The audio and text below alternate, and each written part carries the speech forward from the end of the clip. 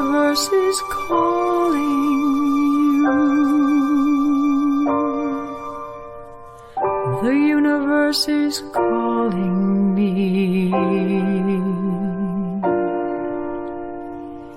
It speaks both day and night. It's full of dark and light.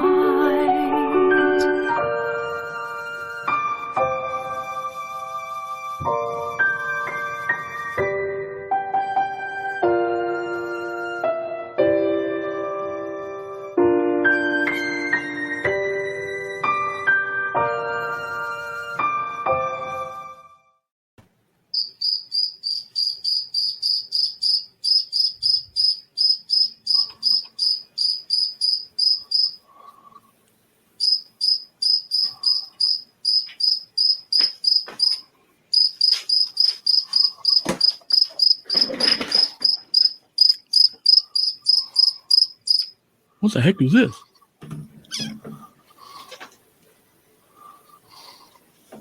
I just wanted a place to play with my friend Bob.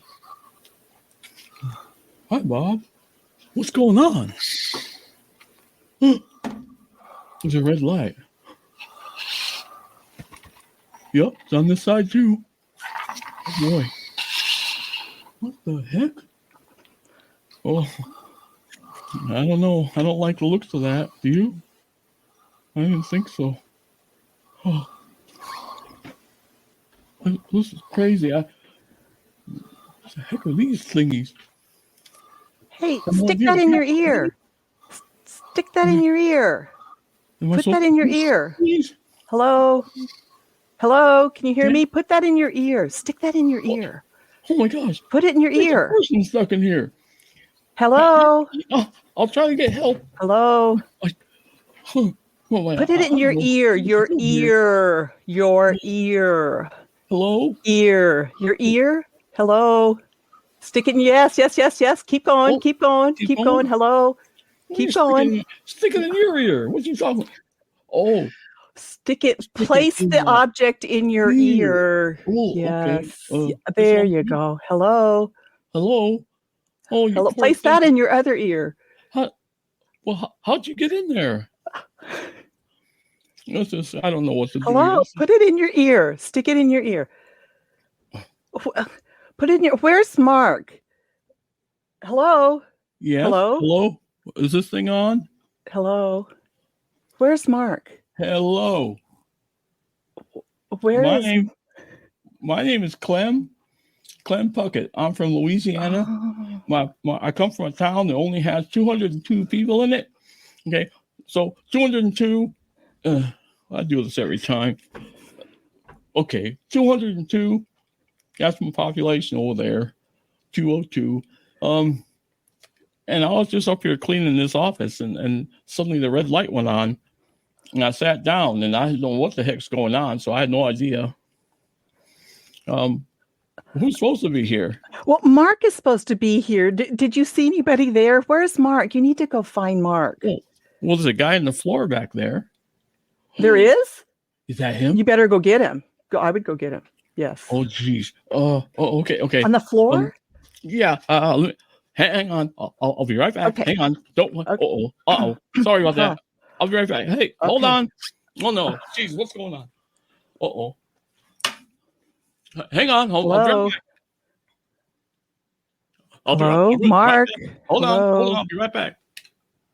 Hey. Oh, I hope Mark, are you okay? Can you get off the floor? Mark. Hello. Hello. What the heck you doing down there? Is anybody home? Hello. Hello. I think I hear you. Mark. Where are you? Oh, what the heck happened here? There you are. Where have you been?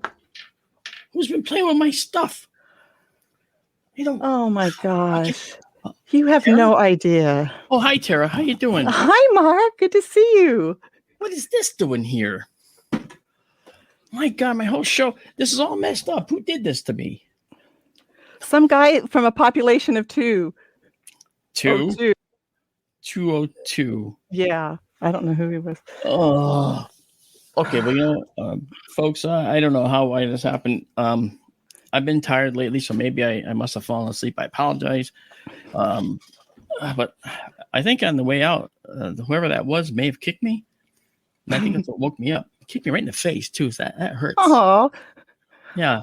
Oh, look at Amanda's got her costume on. Look at that. Look at her. She's a witch tonight. I like that. Looks really this good. Is my and true nice form. I'm in costume all the rest of the days. And then look at Tara down there with the alien glasses, and look at Daryl with. Never mind. Oh, and hi Daryl. Hello. I'm scary enough as it is. Daryl's not wearing. Daryl's wearing his human costume. Oh, now I can see. Right. So yeah. So I don't know what that was all about. So I'm. Don't you come in here again. Whoever, you stay out. I'll deal with you later. Oh my God. Well, sorry about that. Anyway, let's try to back up here. Hello and welcome to Sky to Live Stream. I'm Mark D'Antonio, and I'm here with, of course, Amanda. She's beautiful down up there with her nice witchy poo outfit on. And we got Tara down there with her beautiful glasses, which she took off. And then we have Daryl right down here. And then me and whoever that other guy was. So anyway, welcome. I guess it is Halloween, isn't it? It is. It is. For So a few hours more. Happy Halloween. a few hours more. You know what? We talked before the show started. We actually were talking about, together we were talking about favorite Halloween movies. I had one. Tara had one. And it was just interesting how these movies have progressed over the years. And Daryl has his favorites.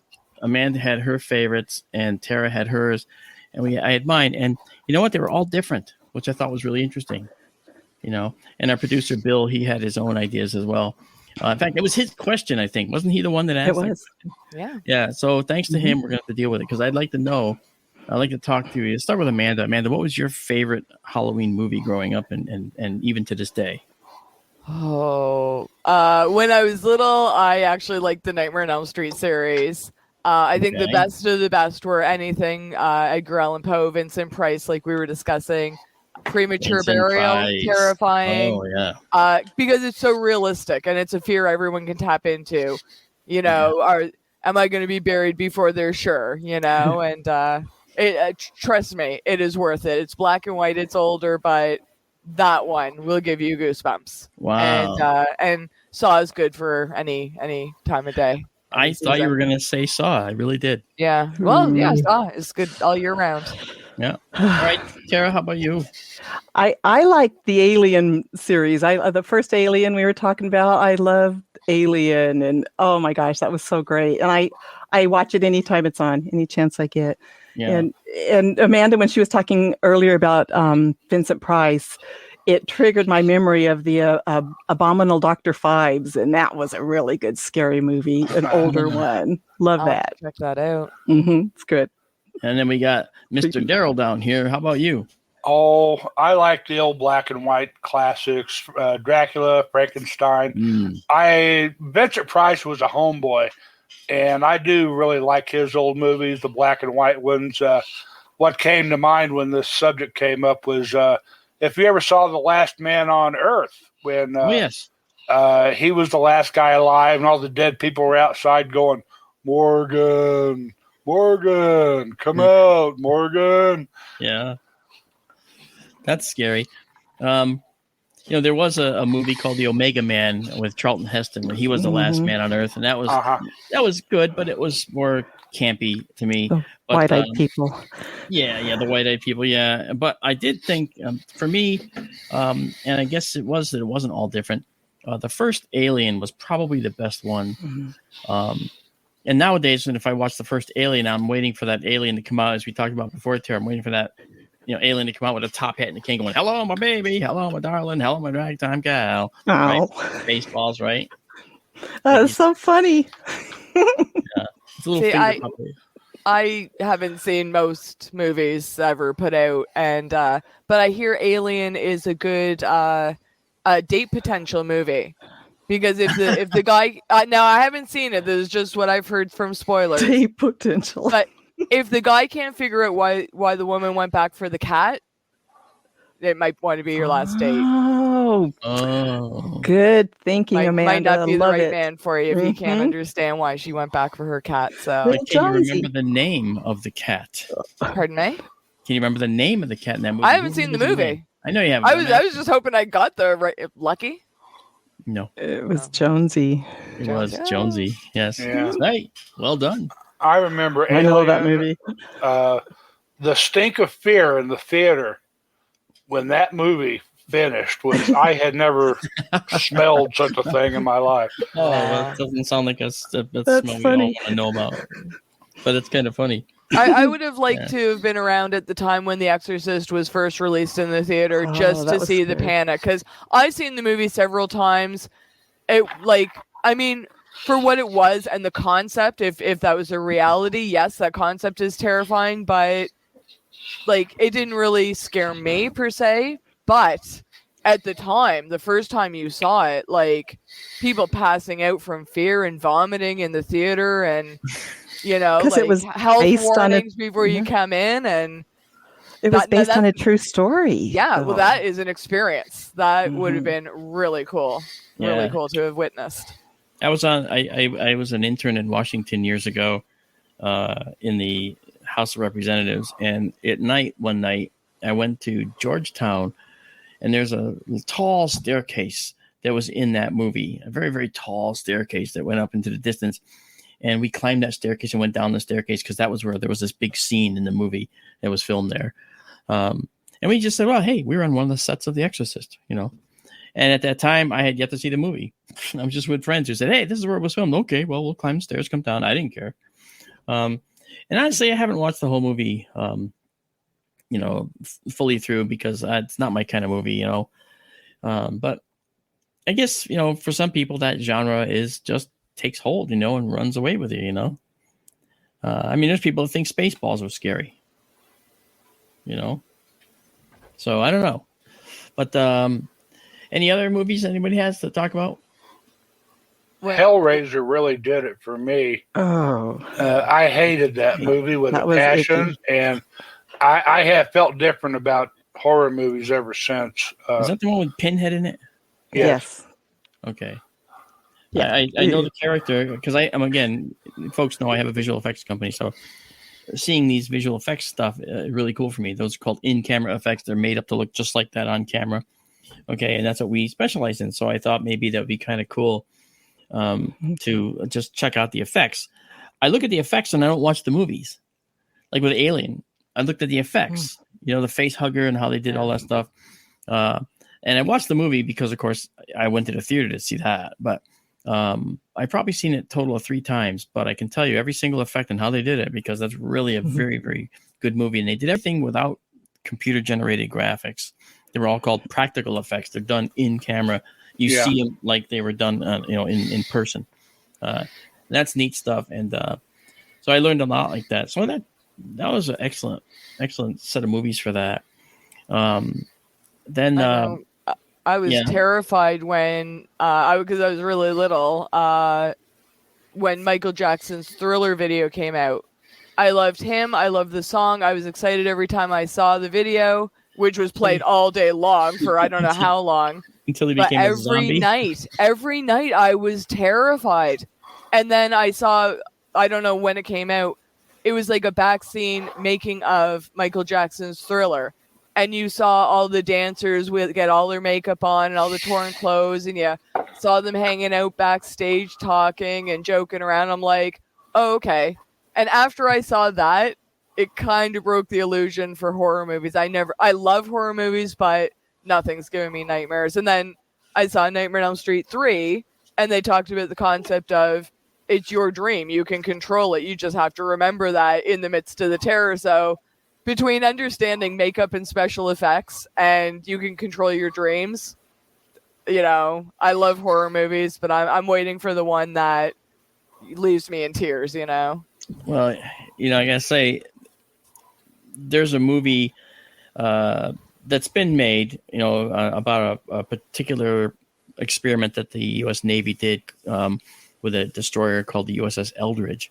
And I think Daryl may know the movie and Tara may know the movie, but the idea was to make it disappear. This was a real set of experiments supposedly that were taking place to try and make this destroyer disappear and then reappear somewhere else, teleport and or just invisibility screen, a cloak against enemy ships. And it's rumored to have worked. And the movie was called The Philadelphia Experiment. Yeah.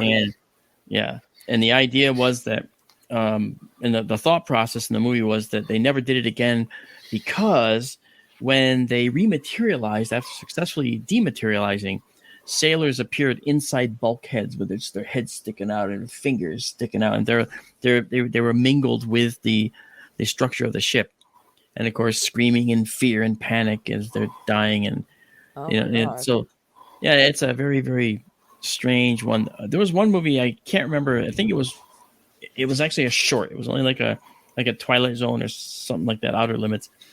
There was this prisoner, and he wanted to escape from jail, and he befriended the guy that made the coffins. And so, I think you told me this one before. Maybe not. Maybe it did. We'll see. And the guy said, "Okay, I'll sneak you out in one of the coffins with one of the dead guys." Okay. So he gets into this coffin, okay, and he's taken out and buried, and he's going to dig himself out. So but the problem is, okay, he wasn't given everything he needed to dig himself out, so he was stuck there. He was waiting for this guy to come dig him up. I think that's really what it was. And he says, "Let's see who this poor guy is who died." He turns it around. It's that guy that he befriended. He's the one that died, so he's in the coffin forever now. And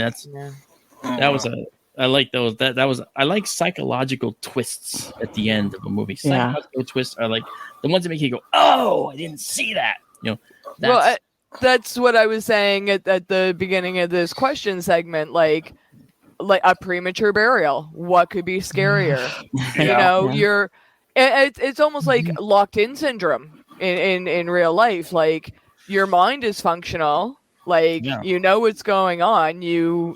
But you can't move, you can't communicate, no one knows, like that is terrifying. And I don't care who you are, what culture, what age, what gender, anything, everybody can relate to that. The isolation, the claustrophobia, even if it's not a fear for you, be in that situation, it will be.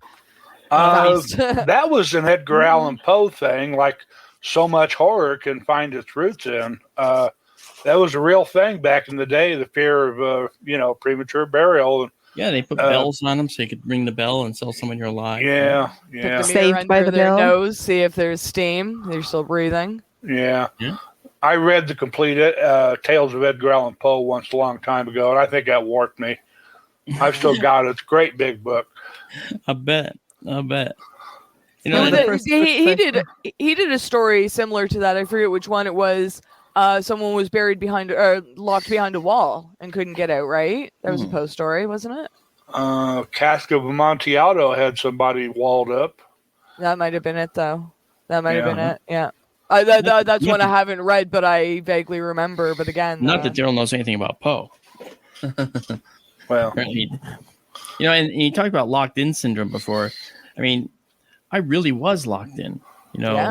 I woke up, after that surgery, and I was a quadriplegic. I couldn't move, and I was profoundly blind. Right at that point, I could hear them talking about me as not going to make it, and here I am inside saying, "Oh, I'm gonna be fine. I know I'm gonna be all right. Look, I'm moving," and I wasn't moving. I mean, no one could see me moving, so I realized, "Oh no, this is me."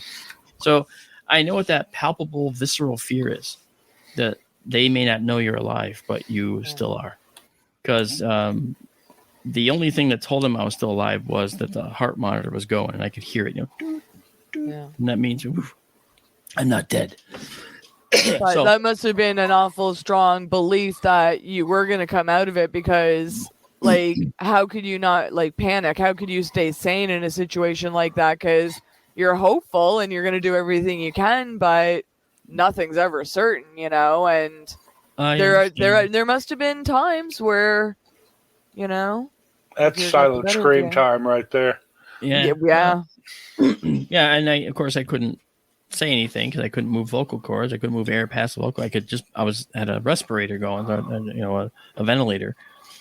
So I didn't have any of that. But Um, when they I heard them say I was going to be in a coma for a few days, and during the coma I was wide awake, and I said, "When am I going to be in the coma? When am I going into this coma?" And I literally said that like that. When am I going to be put into this coma? Because I'm not in it now, am I? Yeah. And then I heard them saying I was. That's weird. So that's real life Halloween right there, man. Let me tell you. But that is scarier than any kind of movie you could Who needs ever. I could watch movies? movies, all day long for the next year, and a true story like that is more terrifying because it can happen to anyone at any time. And what do you do? Like it reminds me of Metallica's One. Coming back from the war, not being able to see or speak, or no arms, no legs. You're still technically alive, but what's the point almost, you'd almost rather be dead. Well, that was the point of the song. I mean, always choose life, obviously, but it's just how much can one person go through and still keep it together and still, have hope or it's heartbreaking. It really is. No, I know that the way that I got through it was I focused on the prize. I saw the other end of this, and I thought I saw myself walking out of the hospital. And although I used a walker, I did walk out eventually, right? I mean, I did it. They said 8 to 10 weeks plus a couple of years of recovery at home, and maybe I'll get some ability to walk, maybe not. And within 3 weeks, I was walking out of the hospital with a walker. So that led to a whole number of things about repairing the brain and fixing what's wrong in the brain. And I know that other people have benefited from that. I've talked to other people who actually did some of the things that I did, and they repaired themselves, or got much further along. So I think it's the brain, right? Our brains are always, we have these visceral fears of the locked-in syndrome is a big one, right? There are people that are in comas, but they can hear everything you're saying. Trust me, I know. I was there. Okay, they can hear you say, "We don't think he's going to make it," and they can hear you talking. So, how people talk to people in a coma? This is a good topic for Halloween. I was going to say after the show, check this out on YouTube. I'm sure you can find all sorts of firsthand accounts of people going through that, and that will give you chills more than any kind of Hollywood movie you're going to find. You're absolutely right. Yeah. I think your heart rate would go up than they could see when they heard something like that. You know what's funny about that? I thought when I was in there, I was thinking of ways to communicate. So I was building a circuit in my head. And when I had to let my brain rest for a while, because I didn't sleep, I wasn't asleep, I basically put it in what I imagined was a little black box, and I set it to the side right where I could still see it. And when I would sleep in my brain and I'd wake up in the brain, I would pull that box out, open it up, and take it out and pick up where I left off. I mean, I had this long code and suggestions and writing that I was doing in there, and I remembered everything. The other thing, too, that's interesting is that in that frame of mind, we were just ahead. I felt like like a Futurama head in a jar is what I did. Like Spiro Agnew in a jar, right? But I actually could remember every single thing in my life, every single thing I had. It was like random access. Boom, I'm there. Remember that? Oh yeah, very clearly. I remember this. I remember that. I had perfect memory, absolutely perfect. And when I came out of all this, as they started pulling me out of this coma, and I started to wake up, I felt it slipping away and going away. And it's like, no, put me back. I have to get this. And I tried to go back. I tried to fight it, and I couldn't. And I finally was awake. And I'm saying, "Oh, he's awake. It's like, damn it.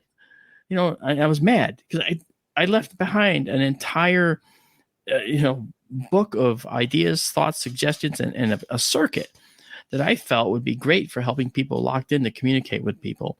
A way to attack the brain and touch the brain in ways. I don't know. From when you're inside, there's something different about your awareness.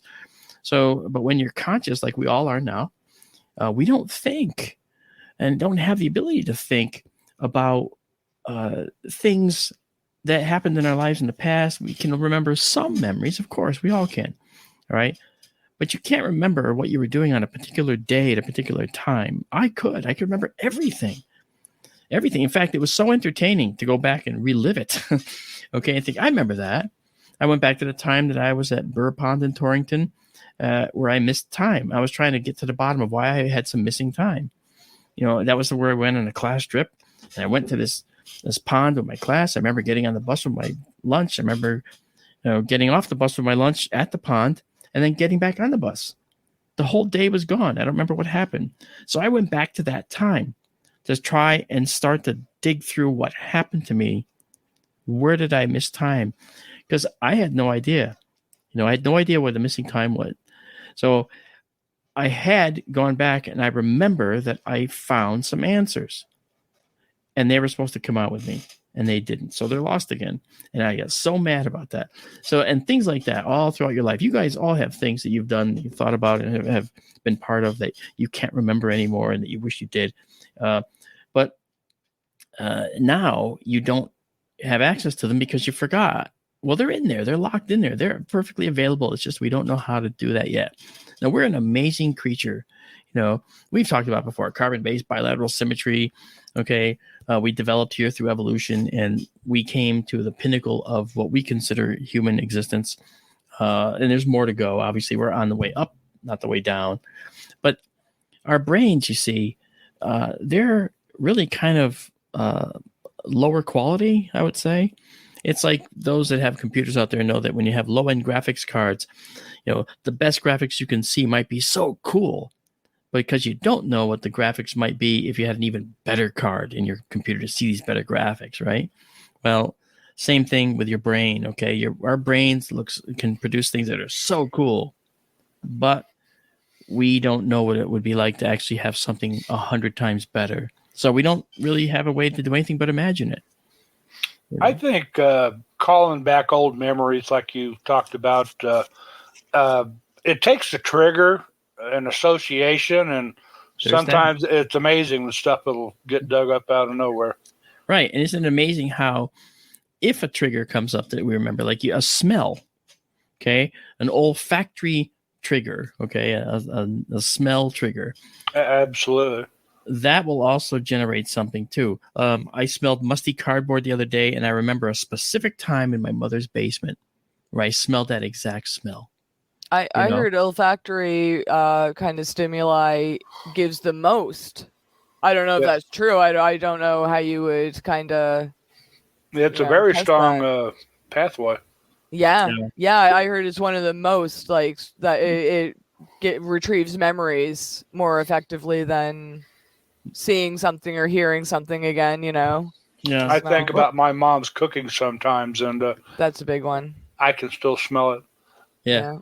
Well, fried chicken, apple pie, stuff like that. Well, it's what's in your senses when we experience things. And so different things depending on what it was. That's why the triggers are so different. I wonder if it's because it's more attached to a feeling. Like I remember smelling my mom's cooking, or I remember, playing by the water or whatever it is, rather than, oh, I've seen that before, it looks familiar, or yeah, I've heard that story before, it seems familiar. Even if the memory comes back quite clear, those are more like, I remember seeing that before, I remember hearing that before, but like, that's like, I remember how I felt walking into the kitchen. I remember how I felt walking out in the new fresh rain or something, the new cut grass, whatever, like. Yeah. I wonder if that has something to tie in. That's a very good tie-in, Amanda. I like that, because that actually, see, Amanda says she doesn't know a lot of science, and here she just said something that is actually pretty interesting to me, because, she tied an olfactory sense, a smell, to feeling something, remembering a memory is one thing, but actually having it trigger more than one element of your memory is probably why the smell memory trigger is so powerful, perhaps. Yeah, because I mean, like you guys are talking about Alien, and I'm going to go out on a limb and say most of our audience has seen the movie. So yeah, they'll remember, oh, I remember when I was in the theater, or I remember who I went to see it with, right? But Daryl can just say, I remember the smell of my mom's cooking. And everyone is going to have such a powerful, like, everyone could have had an individual blast seeing Alien, but like that's just.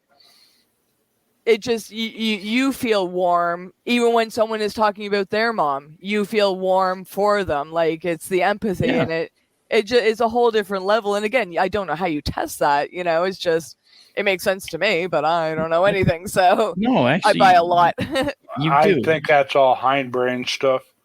It goes really, really deep. Yeah, because Daryl said it himself earlier. He said you could smell the stink of fear in the theater. That's what he remembers. He may not remember some details in the movie, but he remembers how the audience felt because there was a smell associated with the fear. So he went down this path without us getting into this whole topic before. See, so that's something that I think that, again, that's why Halloween works so well, doesn't it? If you have kids come to your house to get candy, if you have some kind of smell memory there for them, which I've done, then they remember your house. And no, I don't remember. No, I don't mean like a device that makes some really stinky smells. Okay.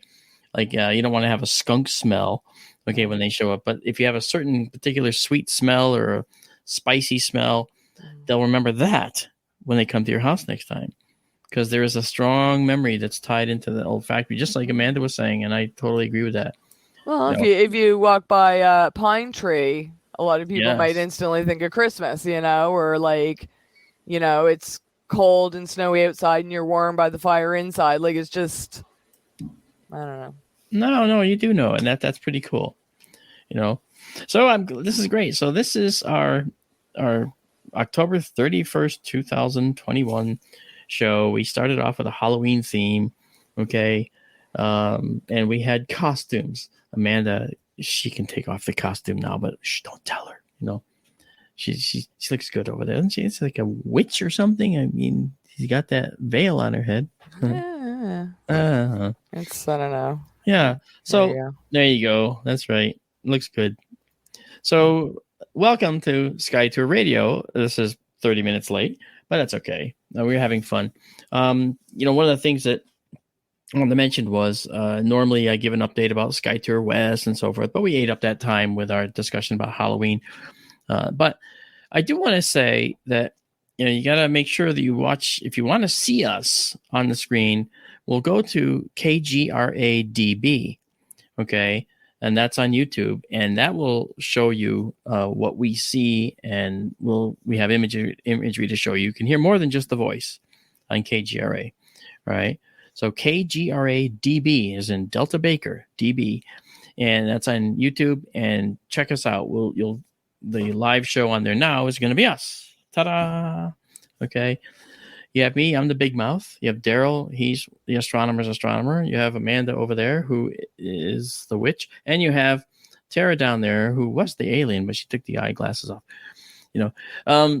So I want to start off tonight because I wanted to give a little bit of an update on the coronal mass ejection that is hitting us as we speak. It's not just a single event. There's many layers to the event.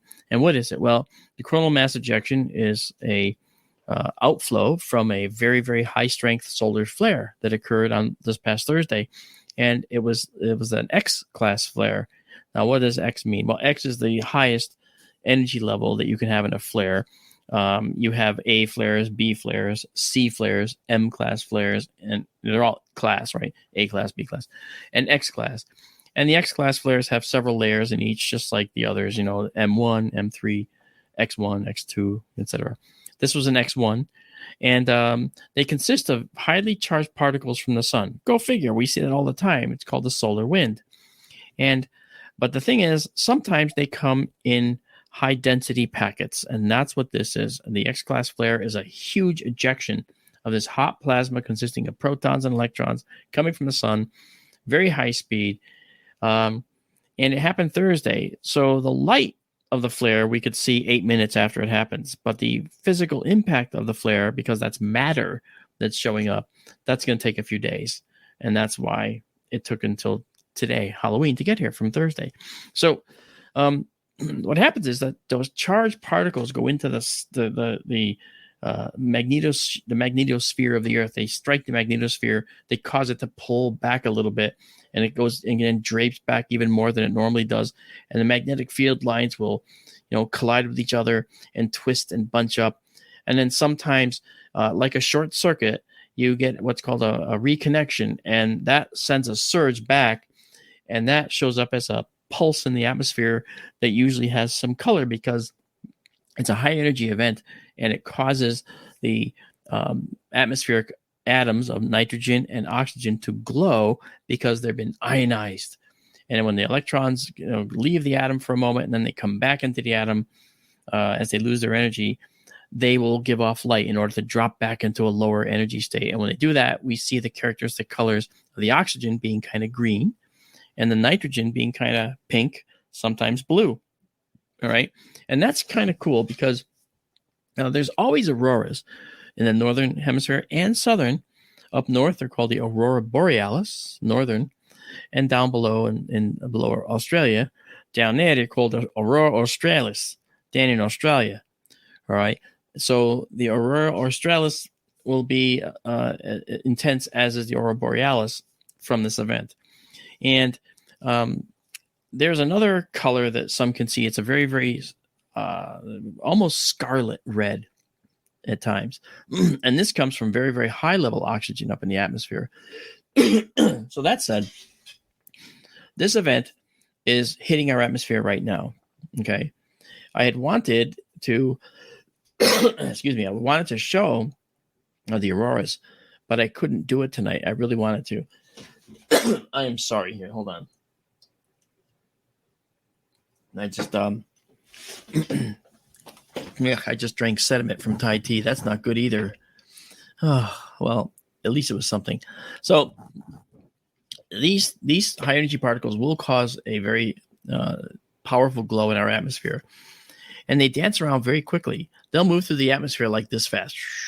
They'll shimmer right across the whole sky, right in front of you. It looks unreal. It's unearthly. If you get a chance, I hope you'll see it. I hope you go out and check them out. If you're where might you see them? If you're in the northern United States and it's clear, you may have a chance to see them. And if you go to spaceweather.com and you scroll down the page, on the left side, you're going to see what's called an aurora forecast. It's going to show an Earth, and you're going to see a glow. And that glow is going to show you exactly where these auroras are predicted to be. And what I might do here while we're waiting, it's a different day. It's just sort of a different time here. Let me okay, here we go. So I'm going to do something I don't normally do.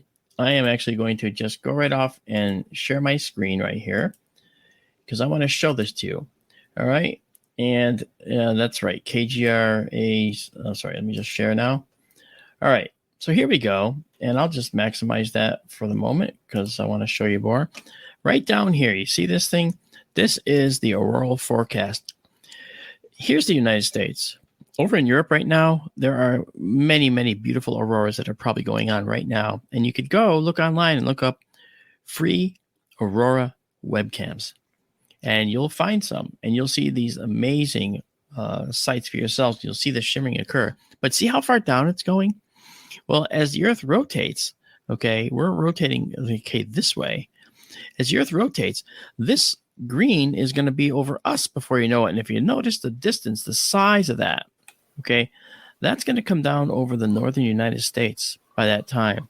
And it could be stronger by the time it gets later on in the evening.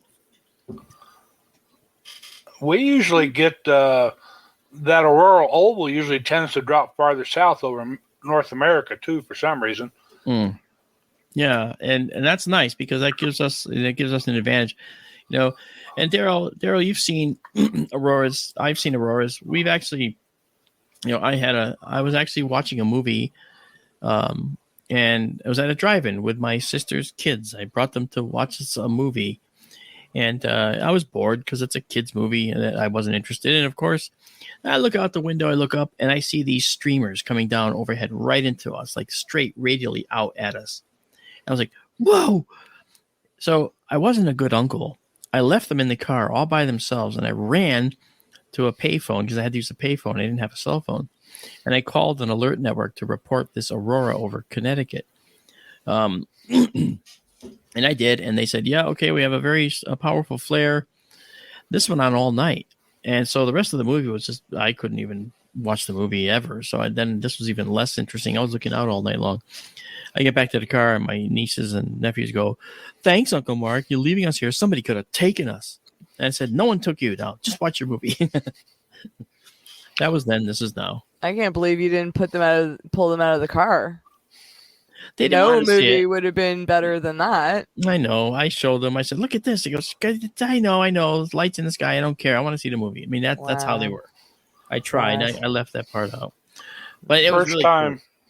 First time I ever saw Aurora, they were red. And it was the night I graduated the 8th grade. Wow. And it was also the night my grandma died. I will never forget that. And they were bright red. Wow.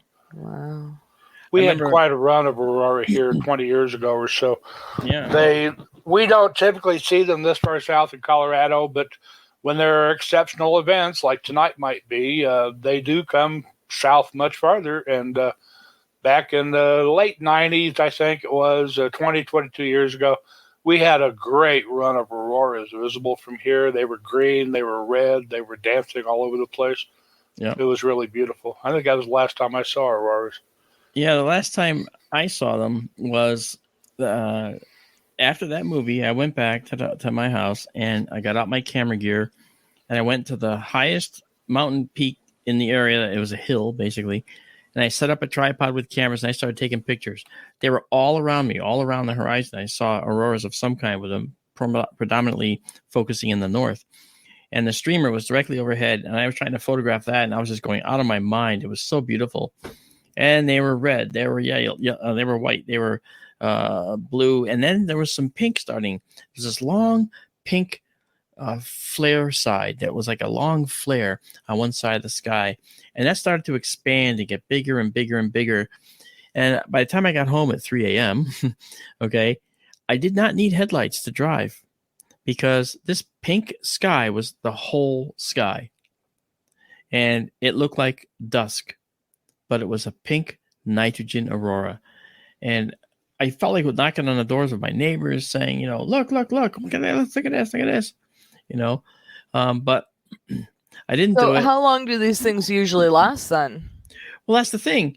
They last for the duration of the coronal mass ejection that strikes the Earth, and then they'll tone down over a few hours as the atoms return to a lower energy state. But so they can last for hours, they can last for seconds. I was watching one last night from this coronal mass ejection, the precursor, because even though it hadn't come here yet, it's actually pushing ahead of it, almost like a bow shock. It's actually got stuff going ahead of it, and it started a preliminary light show last night, and this light show was just stunning. I mean, it went crazy, and I saw this one stream that went like this through the sky, and then it was gone. And for the rest of the night, there was nothing on that camera anymore. It was like in Norway. So it's like, wow, how about that? That's pretty interesting, huh? And I guess it's possible that maybe I could show something if we got anything going on here. There might be a way to show some of this just briefly to tell people what's going on. We could try something. Let me see what's going on here. Okay, well, you look, the one you were just describing where it changed so many colors, how long did that one last? That must have been a few hours, or these color changes must happen pretty quickly. They can happen very quickly, or they could be very slow, you know? Wow. Sometimes they're quite stately. Sometimes things start moving really fast. That's right. And when you see this stuff, you can see maybe where the ideas of spirits in the sky and all that comes from. A lot of northern, native cultures and stuff. Yeah. You'll see ancestors. They'll see animals in the sky and, figures of sorts. And you can try to read all sorts of meaning into it. That's right. So now what factors affect the length of, what do you even call it? It's not really a shower. I mean, just an event. I don't know. Yeah, it's a solar event. Okay. Okay, Solar events. this is a live cam right now. Okay, I am a subscriber to Aurora Live. I'm showing it. I'm giving them all the credit, and I think that people who watch this should go and subscribe to Aurora Live. Okay, and right now an alert has come up that there's one over the Spirit Distillery, which is the northernmost distillery in Norway, I believe. And but if you look, you can see down here. You can see these curtain auroras dancing. Then up here, you can see a slight red color. That's nitrogen. This is oxygen. This is also oxygen. Now, it looks like it's just sitting there, okay? But if you'll notice, the time is ticking, right? Mm-hmm. And over there, okay, the time is 10:46, all right? And since there was we can actually go to other cams. We can actually go, this is another one. This is another one. And let's actually go to the distillery cam they're talking about. Okay, so this one, if we start this one up, okay, this is the aurora that was detected here. Okay, and there's more down there. It's actually nice because last night wasn't really a clear night, but I was watching some and they were just very sharply defined and delineated curtain auroras. And now when this happens, what we're looking at is we're watching these highly charged particles come screaming down into the magnetic field of the Earth, and they're ionizing the atoms of nitrogen and oxygen, and then causing that glow to occur when those electrons recombine. And that's something that high energy will do to atoms. It will ionize them, and they absorb energy to ionize, and they give off light or energy when they go back in. As we look, you can see this thing is actually developing over here. You can see something developing here right now, and so this is the live cams, what you get to see with Aurora Live. I encourage everybody to check it out.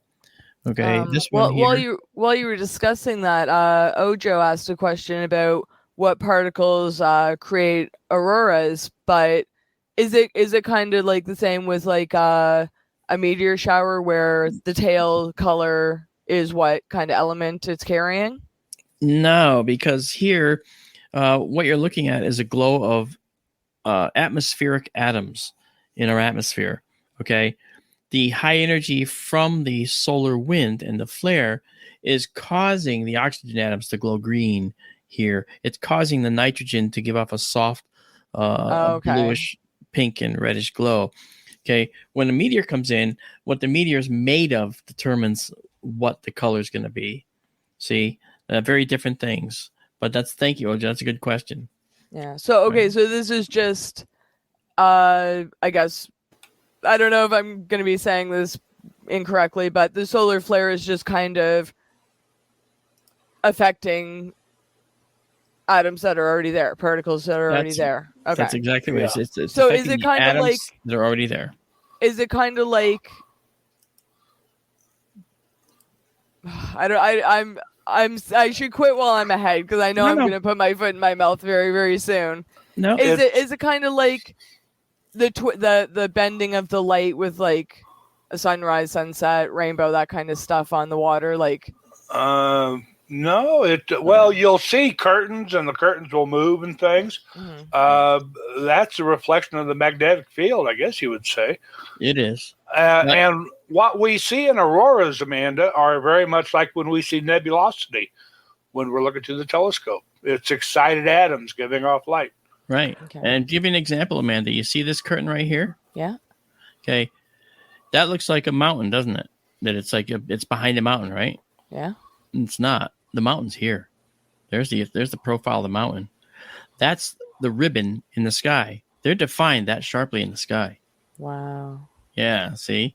So this is what we're seeing at this point in this particular camera. I'm not sure. This might be Iceland or Norway. However, what I mentioned before was this is actually in that green area that we showed you on that Aurora prediction screen. Okay, so this is Aurora Live. Go check it out. It costs all of $12 a year to be a member. Yes, Tara. I have a question. So you're saying that the oxygen in our atmosphere is giving off that greenish light, and I've heard you say before that at higher altitudes, it gives off oxygen gives off a reddish light.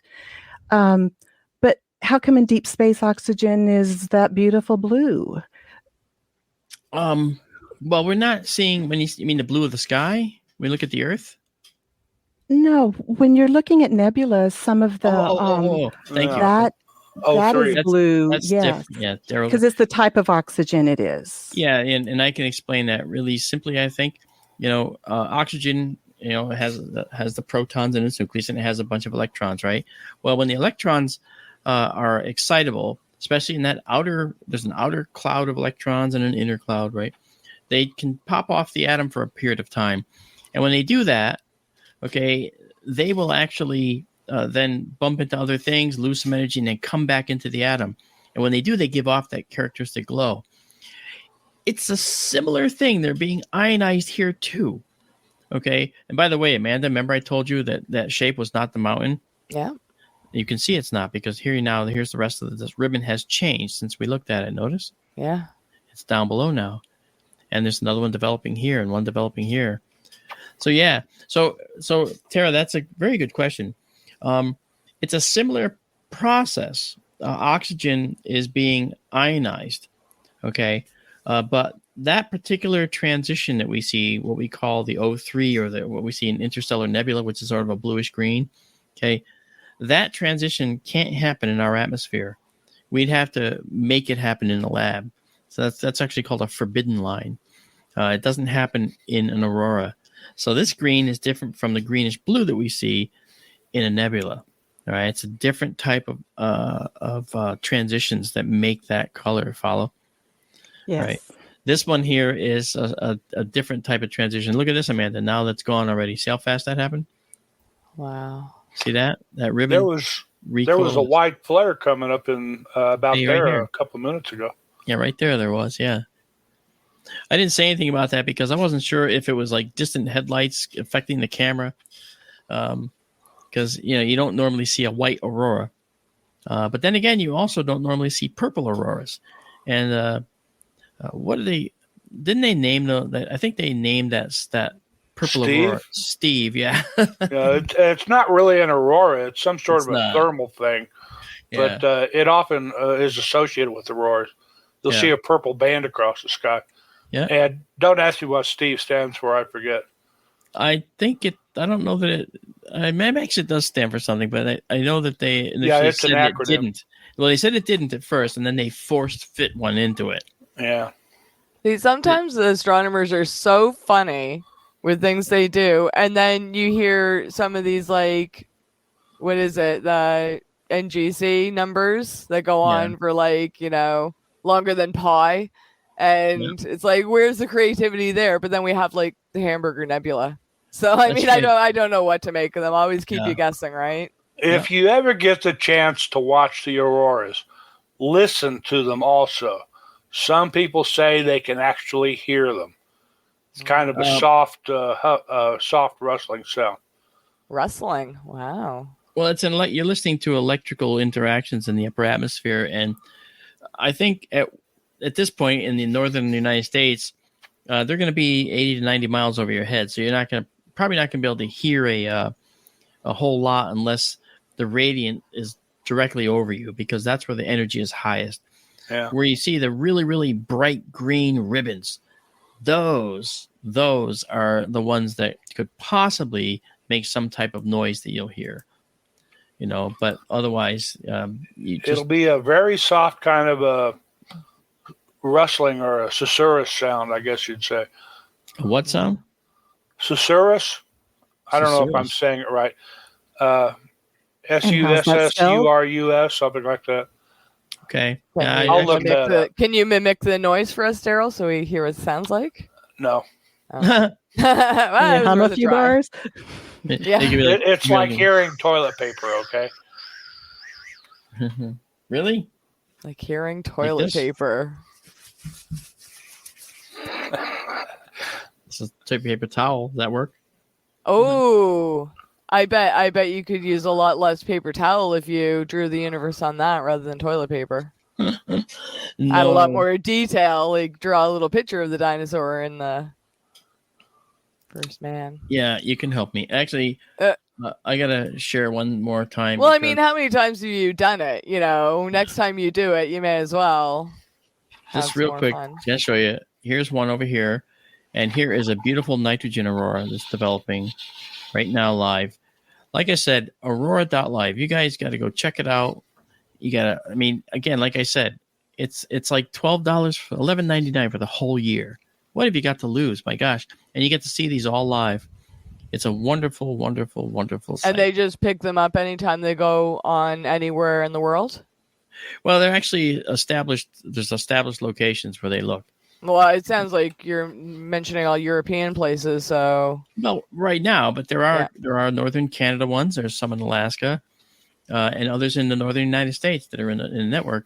Okay. So I think it's important to check it out. It's really a good place to go. Great scenes, and if you love auroras, if you want to learn more about them, that's the place to do it. And there's other aurora cams online that are live. You can go look in YouTube and find one right now that basically is up there. Aurora's live is on Facebook as well. I threw the link in the chat. Good. So thank you for doing that. Yeah, because I don't get anything out of this. I'm not part of it, but I just like it. It's really nice. We're up on a break, folks. All right. So now's your chance to go find some aurora viewing sites, and you got about 3 minutes. That's it. So, guys, we'll be right back. We just got into our break. We just turned the 57 of the hour here. We're ready to go. I'm Mark. That's Daryl. That's Amanda. That's Tara. And we'll be right back on Sky Tour Radio.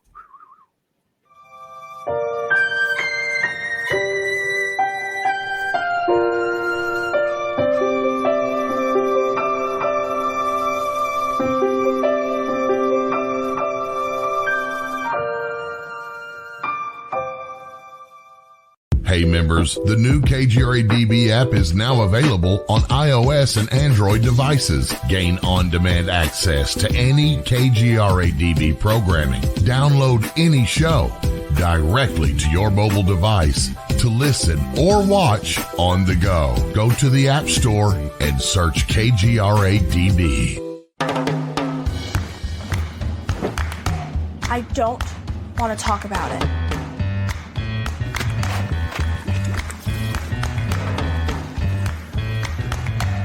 I don't want to talk about it.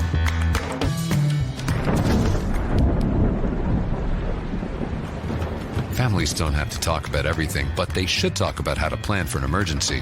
Get tips and resources to make your family's emergency plan. Welcome to the new KGRA digital broadcasting website, thekgradb.com. Here you'll find great new content, including the KGRA Classics, great shows from our archives. You'll be able to see the show times and information so you can see what show is currently on air. The on-air live button. So just go to this section and you'll be able to hear the show live with exceptional sound quality. We also have the Vault section. Make sure to subscribe to get access to great content and special features. We have the make content for our latest news and events, so make sure to sign up and you can be part of our forum. So make sure to check out the new KGRA digital broadcasting website, thekgradb.com. We look forward to seeing you there, and we hope that you enjoy the new website.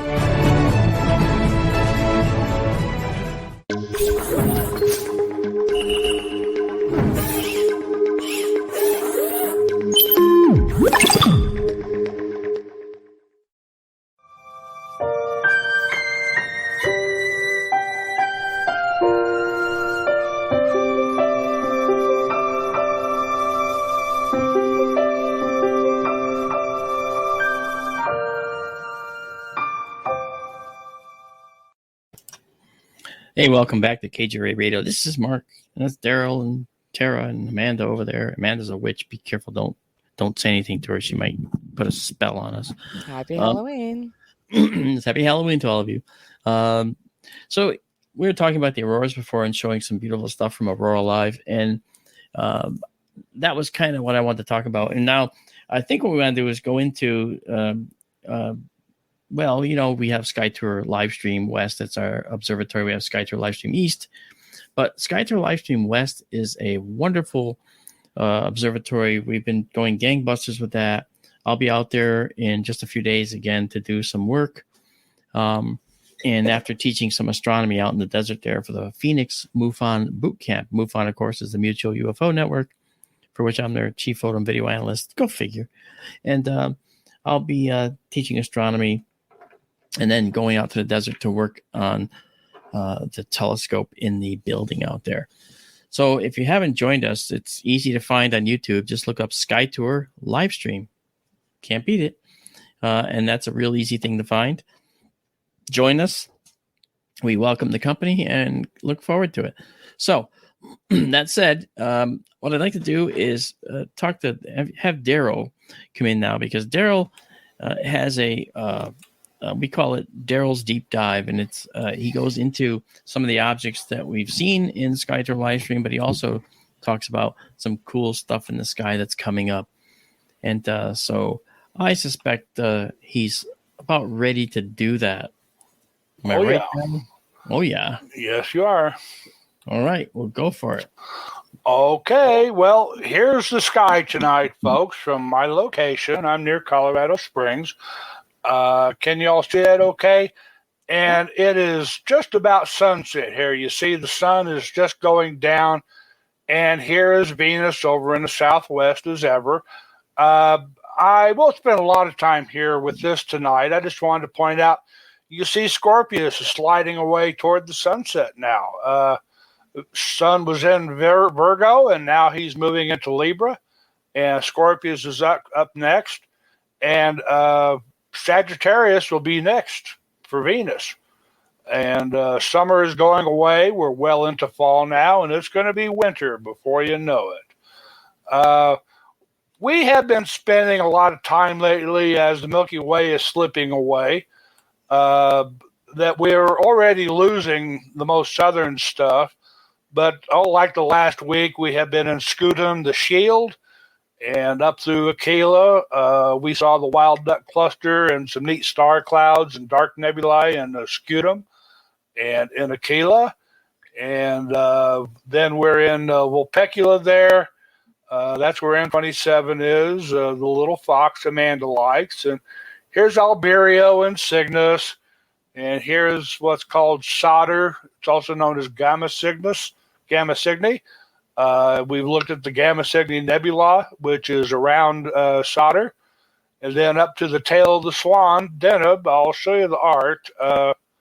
Okay, there's the swan. Alberio is the eye of the swan.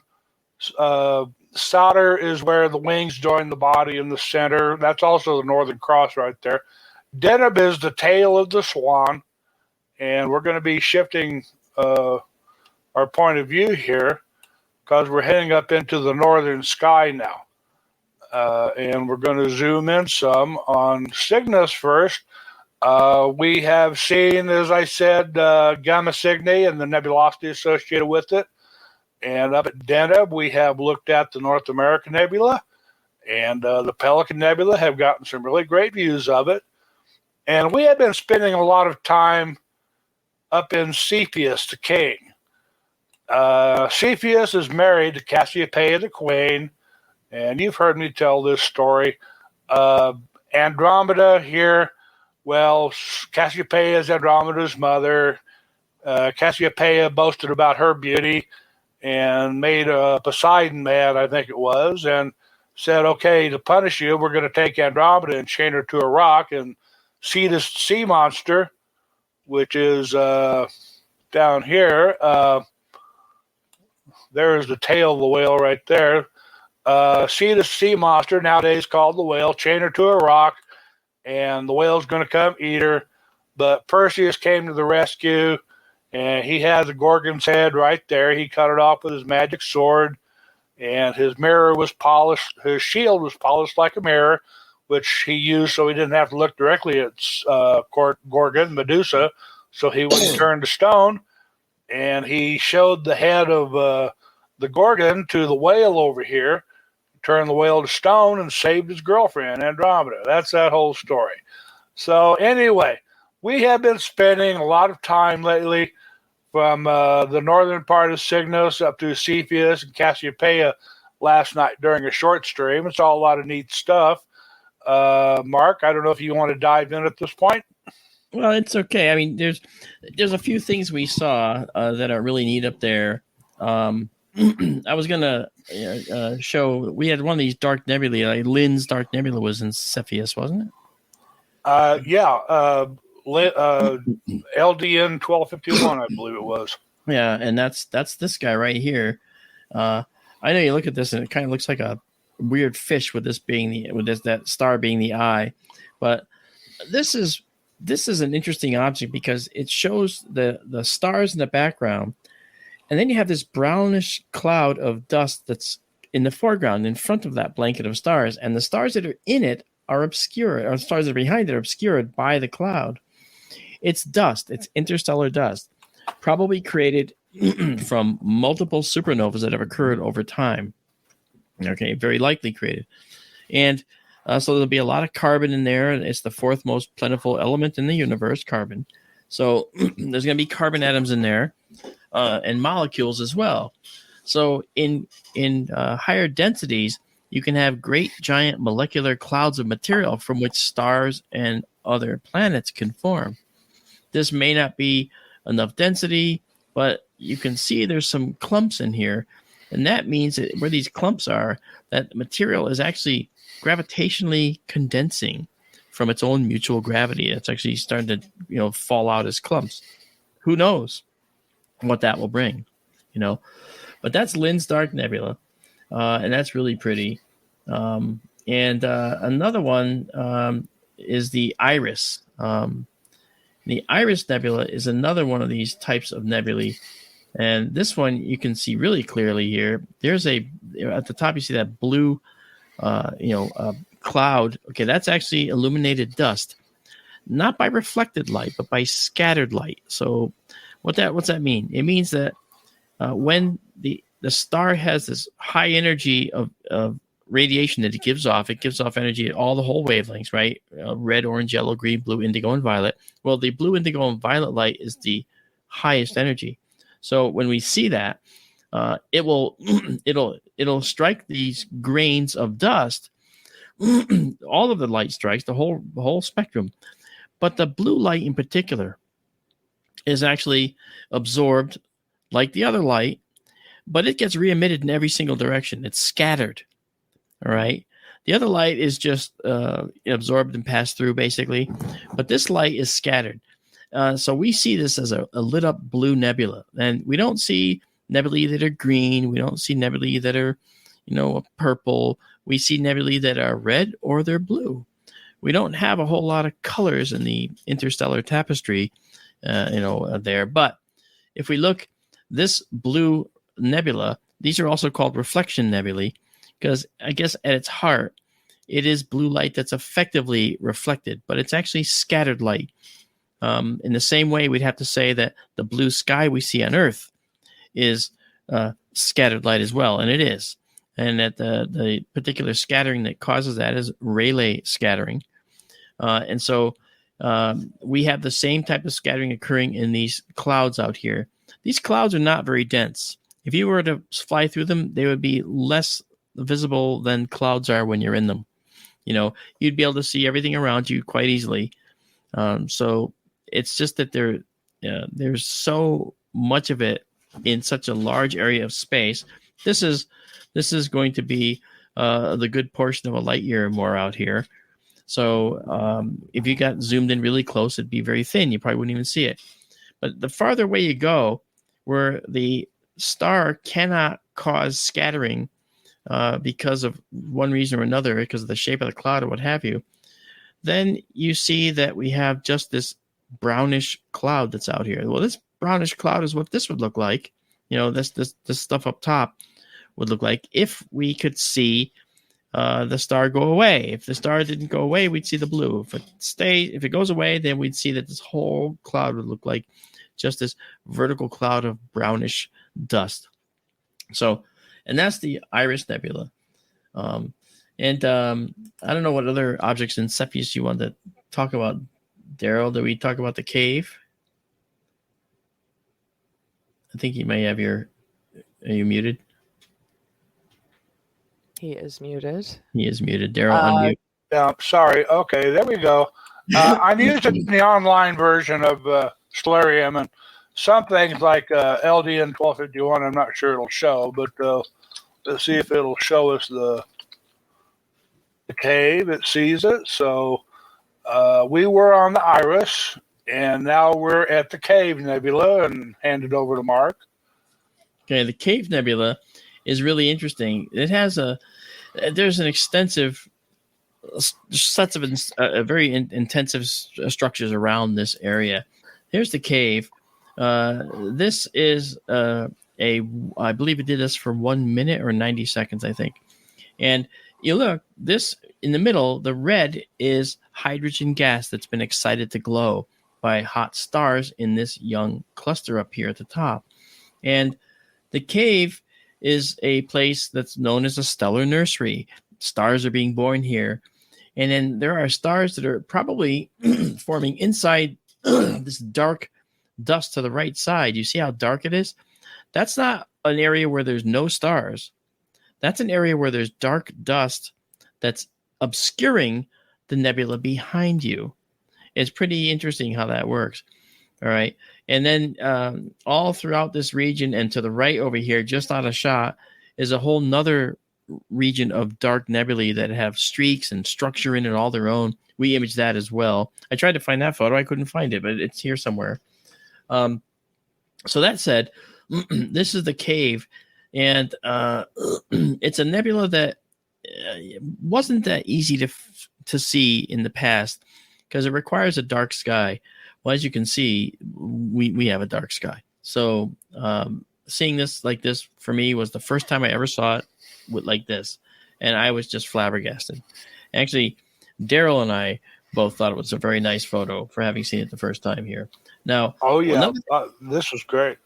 Yeah, another thing to notice here with this is there's more than just the hydrogen emission nebula here. If you look down here on just to the lower right of the nebula, you see there's a couple of look like white stars. They're really blue, and they're actually doing that thing with the dust I told you about. They're scattering some of the dust. The light rather is scattering in some of the dust particles, and we're seeing a blue reflection nebula there. And then it's hard to see, and I don't have a cursor to show you, unfortunately, but just below the nebula, there is a tiny little reddish object that has what look like 2 stars in it. Very tiny and separated. And that's another special object called a Herbig-Haro object. That's Herbig, H-R-B-I-G, H-E-R-B-I-G, and Haro, H-A-R-O. And these are really interesting objects that are most often associated with these dark nebulae that you'll see. Energetic places, to be sure. And we'll show you more of these Herbig-Haros moving forward in Sky Through Livestream West because we can see them very easily from there. Go ahead, Daryl. I am just endlessly amazed what that wide field at F2 has been showing us. Yes. This cave is a great example. Yeah. Okay. What's next on your list?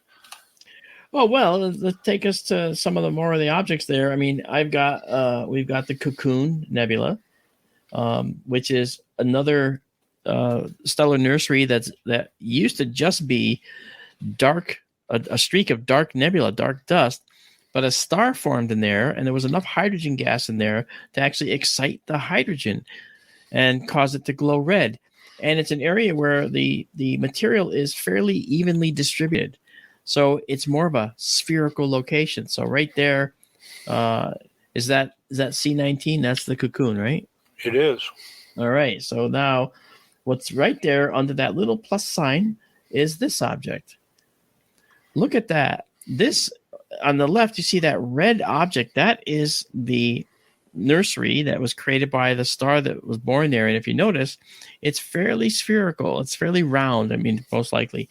I can't say for how it looks going into the image or out of the image in terms of its three-dimensional roundness, but it is definitely round. So we would assume that it's a similar distribution of material coming at us or going away from us. So that's beautiful. And you see some, what do we call dark lanes in there next to the star.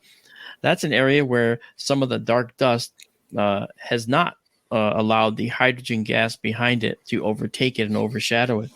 And you actually see that it has some structure in there. And if you look to the right, it's almost like you can follow this as if this red thing was tracking across the sky, leaving debris in its wake. Okay. Because you can see the trail. Now that's not what happened. This dark nebula was there before, and a star formed in there and caused that part of it to become illuminated by the hydrogen gas that was excited to glow. Very, very interesting. But you know what? If you told someone that mass zigzagged to the place it is now, that seems very convincing, because you can see, like, this kind of wavy black behind it. And if you didn't know, yeah, you would think it was a traveler. Yeah, you're absolutely right. You could say that, and we know that's not what actually happened to this. But I think it's really just fascinating to see these objects. Now, I think that would be someone's first guess on looking at it. But I mean, we were kind of talking about that in chat a little bit, like, astronomy, astrology, and mythology kind of being the forerunners. Like, looking at that, yeah, I could see it waving throughout the sky, but then science replaces those old-fashioned notions. That's right. Stories we tried to explain.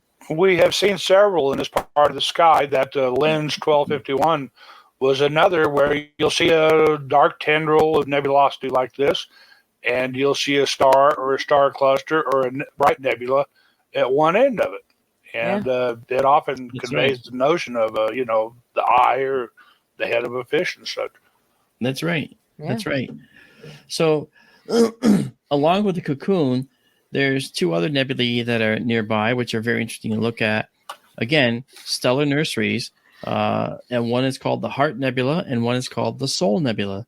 So I think we can start with the Heart, I guess, and go there, Daryl. Okay. All right, and now we're down at the other end of Cassiopeia. That's right. But see, we're talking about the northern constellations anyway, so I guess it doesn't matter. We may have to go hopping back and forth. Well, here's what the Heart Nebula, here's where it is. Here's where it's located in the sky. You'd never know it was there. And in an area that's light polluted, only one part of it might be visible, all right? And that is, here's the Heart Nebula. Okay, this is a 30-second shot, all right, out in the desert. And the thing that you might see, besides that star cluster in the middle, you might see to the upper right, you might actually see that little bright knot of nebulous detail up there. That's actually called the Fish Head Nebula. And but this is all part of the heart. Can you see the heart? Yeah. It's the bloody heart for Halloween. That's right. Very good. It's the telltale heart. It's the telltale heart, right? Mm-hmm. Good one. Yeah.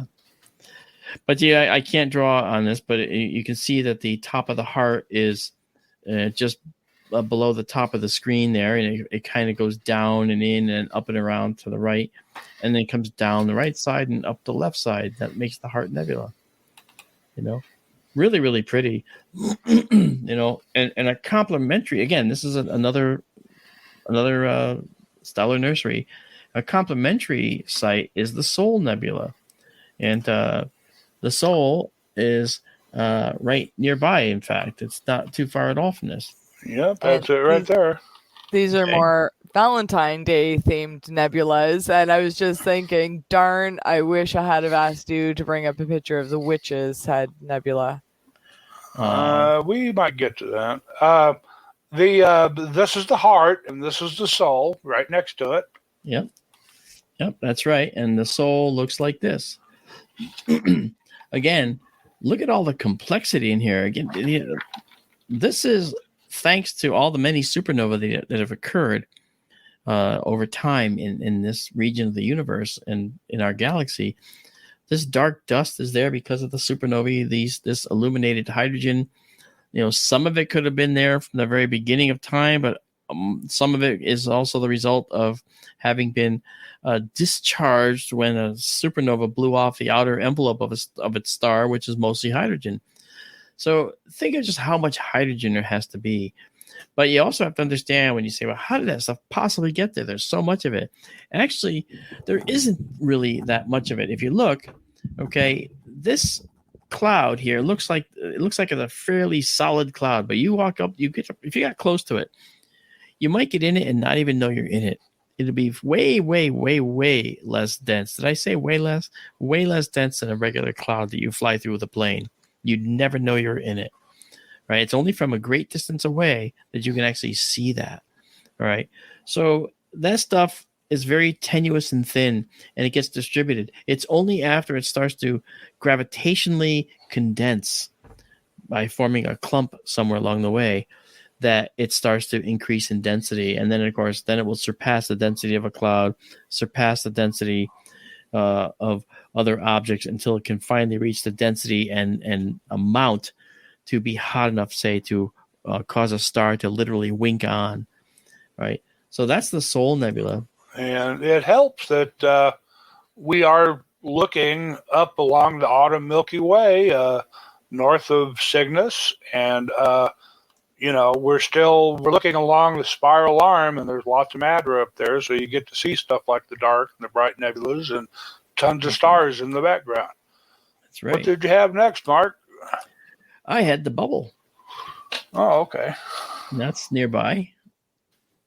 The Bubble Nebula that's really a fascinating structure, because the Bubble Nebula is right. If you see where Cepheus is, right there to the left, you can see the house. It looks like Cepheus or Cepheus, the constellation, right? And right there on Cepheus' hand is the Bubble Nebula, and the Bubble Nebula is an object that has its own beauty whatsoever that I can tell you about. Here it is. This is the bubble. Now, where's the bubble? Well, just below center, you can see a very, very slight spherical object or a round object. That is the Bubble Nebula. And the entire region has a huge number of illuminated, and we call them diffuse nebula, because you can see the reddish tint all throughout the photo. That's hydrogen gas that's been excited to glow, like we've been talking about. That's hydrogen alpha. We also call it H2 for singly ionized hydrogen. And the things that aren't glowing are the dark nebula that are just to the upper right of it. Again, that's dust, physical dust, not gas, physical dust. All right, you can see through gas, you can't see through dust generally. All right, if it's thick enough. So that's M52 star cluster right next to it. Up in the upper left, there is a star cluster again, a young hot star cluster. Yeah, Messier 52. Yeah. And if you look at the bubble one more time, in that area, I can't zoom in, I'm sorry. That bubble is the result of a star that actually blew off its outer layers. But before it had done that, and it's not a supernova, it's a special kind of star. We've talked about this in Sky Tour Livestream. We've talked about it here on Sky Tour Radio. In fact, we did a whole show on Wolf-Rayet stars. And wolf, like the animal, and Rayet, R-A-Y-E-T. These stars are tens of thousands of degrees in temperature, actually in the tens of thousands Kelvin along that temperature scale that we use in astronomy. And that means way, way more temperature and higher temperature in Fahrenheit. And that spherical object in the middle corresponds to an area where that hot young Wolf-Rayet star first created a cavity around itself of emptiness because it has its own stellar winds, blew this material all the way out. And then it blew off its outer layers. And when it blew off the outer layers, they eventually caught up to the borderline of where it had cleared the cavity. And when it happened, they slowed down very, very quickly and heated up quite a lot. And thus they also became ionized and glow on their own. And that forms and delineates the shape of the bubble that we see there. Fascinating stuff. Yeah. You know? And when we see Wolf-Rayet stars, as Mark said, they're very hot, they're very bright. They can be 1,000,000 times as bright as the sun. That's right. and they'll all go supernova someday. Yeah. And that's going to be the most exciting thing. We have one in the winter sky near what's called Thor's Helmet. Thor's Helmet is a nebula that we look at in Sky Tour Livestream, and I cannot wait to see it out there under the dark sky. Thor's Helmet is so amazing, but the star powering it is a Wolf-Rayet star and will go supernova someday. So for a period of months after that happens, we're going to have a new star in the sky. We don't know when it's going to happen. It may not happen for a million lifetimes for all we know. But Wolf-Rayet stars don't last long. So we'll end up seeing a supernova here where we're looking right now.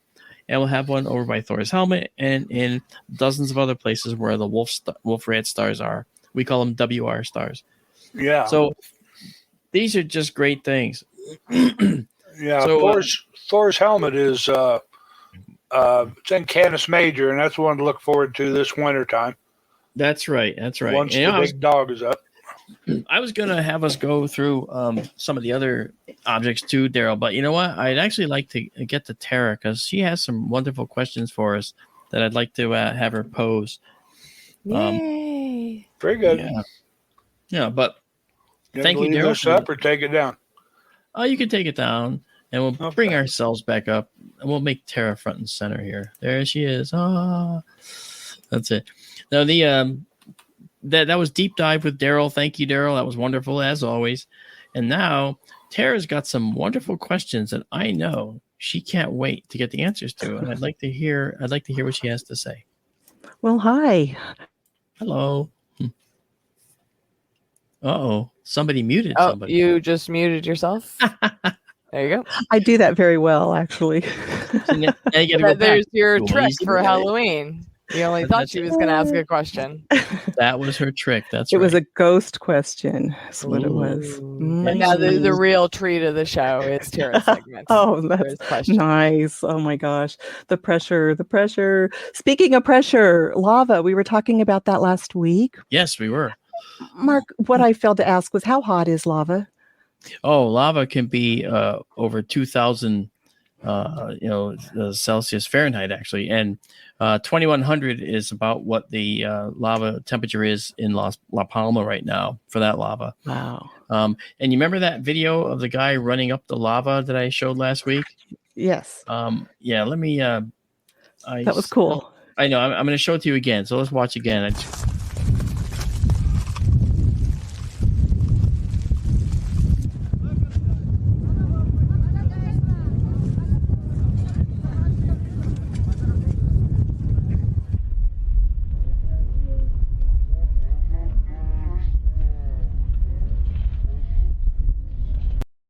Okay, what I want you to see when he ran up there in slow motion, did you notice that as he moved his feet up, there was fire under his feet?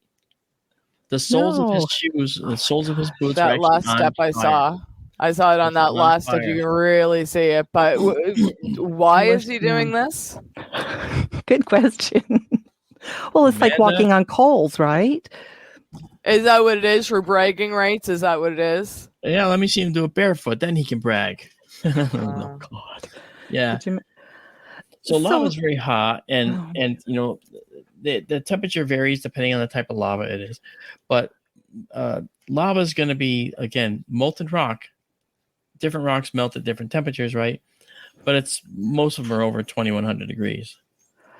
So how is there that permanent lava lake? Wouldn't it crust over at some point, or what are the mechanics? Oh, it does. It does crust over, and then it breaks because you got to remember there's turbulence in these lava lakes. Okay, when the lava lakes are going there, there's a lot of gas in this lava, and what happens is as the lava magma inside one of these throat of volcano starts rising, the gas expands, and as it expands, it eventually makes bigger and bigger bubbles of gas.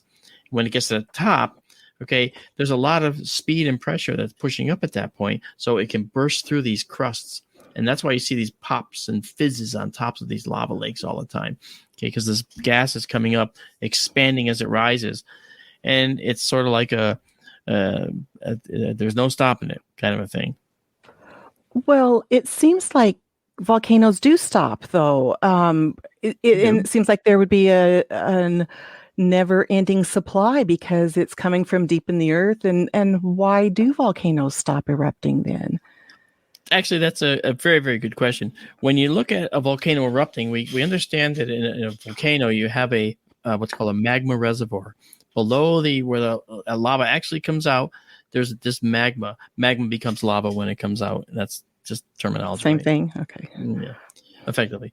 And the magma is in the throat of the volcano, and then below that is a large chamber usually that has the magma in it. Now, where would that come from?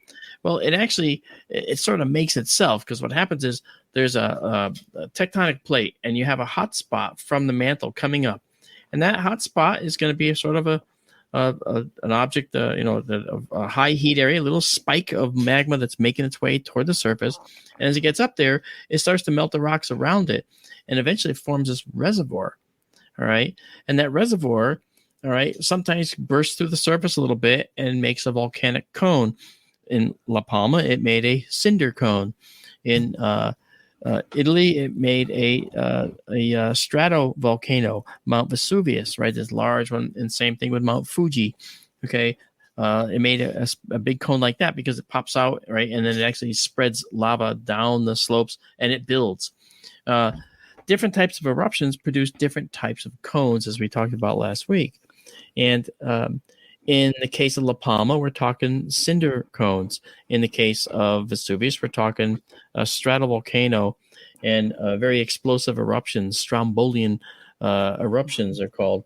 And so the lava itself in the magma chamber, at some point, once enough of the gas is expelled, the lava may still be down there, but there's no pressure to push it out any longer because the gas will be expelled. The gas will have gotten out. It will build up again. That's why volcanoes erupt at other times in their history, because the gas is building up.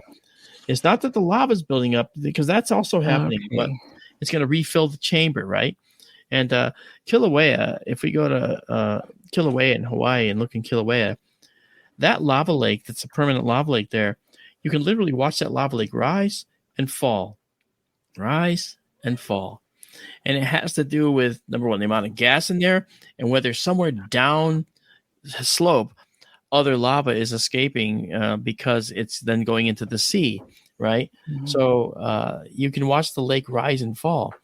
And that happens with these lakes. They rise and fall as the chamber fills and empties, fills and empties. That's cool. It is. I don't want to be there. Very hot. Too hot. Can I jump in for just a second? You may. I have seen some question online recently. Oh my God, we're all going to die. It looks like all the volcanoes are going off now. Yeah. Are there really an unusual number of volcanoes occurring at this time? Let me show you something. And you know what? This was not a planned question, okay? So I find that to be a very interesting question. But look at this. Here's a diagram of all the active, currently erupting volcanoes as of the 22nd of this month, okay? Looks like a lot, doesn't it? It's not. That's on average. So there's really not that many more. There's just more that are in the news because they're affecting humans, okay? We know about Kilauea that you see there on the left side of the diagram. We know about La Palma, okay? But Mount Etna went off just the other day too, and that's in Italy. And they say, oh no, what about Mount Etna? Well, Mount Etna has been continuously active, so it's no surprise that it goes off either, right? But do you hear anything about the ones over on the Japanese side? How about there? And how about the ones in Indonesia? Do you hear about those? No, not right now, because no one's getting killed. No one's actually reacting to them. All right. So the volcanoes are going. And then you see Erta Ale there, just below Saudi Arabia, in the middle of the map, just to the right. Erta Ale, that has been continuously erupting for decades. And it has an active lava lake that has not gone away. It still has an active lava lake. So does Kilauea over there on the left. And then down at the bottom, in Antarctica, coldest place on the earth, Mount Erebus has a permanent lava lake as well in it. So there's several other volcanoes that have Ngorongoro has one. You can see that they're in Africa. It's got a line to it. That's got a permanent lake in it. So these are volcanoes that are always sort of there, and at any one time, you're going to find activity along the continental plates or along hot spots on the plates. And Kilauea, for instance, on the left in Hawaii, Kilauea is one of those hot spots on the plate. That's not the edge of the plate there. That's sort of like the middle of the plate. All right. And so there's just a hot spot poking up through the mantle there. But that's the active volcano list. I thought volcano in Iceland was going off now as well. They don't show it. Yeah, that one's not shown here, but yeah, that's Fagradalsfjall and Geldigadelir. Those two volcanoes were going for quite a while. However, activity has actually cut way down right now, but it's still technically erupting, so they should have had that on this diagram. But this is not out of the ordinary. Every continent has a volcano that's erupting on it. Okay, I think actually the Asian continent is the only one that doesn't actually have a volcano erupting right at the moment. But Kamchatka's, I think, seen its share, and there's been a few. But along the Ring of Fire in the Pacific, there's going to be quite a few.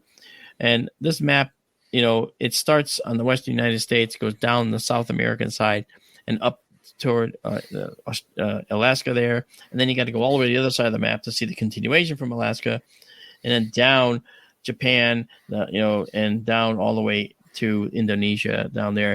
That's the Pacific Ring of Fire. That's where the Pacific Plate borders are. And so we see that's always has active volcanoes there, always. So, hey, Mark, why are the volcanoes on Mars so much bigger and higher than the volcanoes on Earth? That's a very good question, and I think that what people think is that Mars had all this tremendous activity, blah blah blah. Well, actually, no. You got to understand, when mountain building occurs on a planet that has lower gravity, then the mountain building response is going to be much bigger. So they're bigger because Mars has lower gravity, basically, and it's obviously, Olympus Mons on Mars is taller than Mount Everest. But the biggest volcano on Earth, however, is actually in Hawaii. Did you know that? It's Mauna Loa. That volcano goes from the bottom of the ocean all the way to the top of that peak.